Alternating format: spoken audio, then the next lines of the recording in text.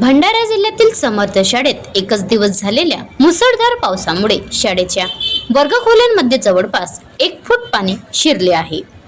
शाळेतील विद्यार्थी व शिक्षक यांना शिक्षण घेणे व अध्यापन करणे अशक्य झाले असून शाळा अक्षरशः जलतरण तलावात रूपांतरित झाली आहे। ही अत्यंत गंभीर व चिंताजनक परिस्थिती असून विद्यार्थ्यांच्या आरोग्य व शैक्षणिक हक्काशी संबंधित मोठा प्रश्न निर्माण झाला आहे। शासन व प्रशासनाने तात्काळ लक्ष घालून या समस्येवर कायमस्वरूपी उपाययोजना कराव्यात अशी मागणी राष्ट्रवादी काँग्रेस विद्यार्थी संघटना शरद पवार पक्षाच्या लाखनी शहराच्या वतीने करण्यात आली आहे। जर प्रशासनाने तातडीने पावले उचलली नाही तर तीव्र आंदोलनाचा इशारा देण्यात आला आहे।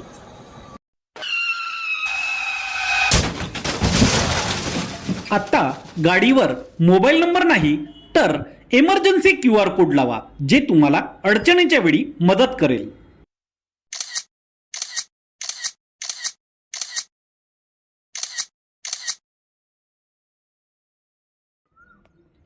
बनवा व्हिडिओ, पाठवा व्हिडिओ, आम्ही तुमच्या न्याय व हक्कासाठी लढा देऊ। ताज्या बातम्या व घडामोडींसाठी पाहत राहा फक्त महाराष्ट्र लाईव्ह न्यूज। आजच आमच्या चॅनलला सबस्क्राईब करा, शेअर करा, कमेंट करा आणि हो, बेल आयकॉन दाबायला विसरू नका। जय महाराष्ट्र।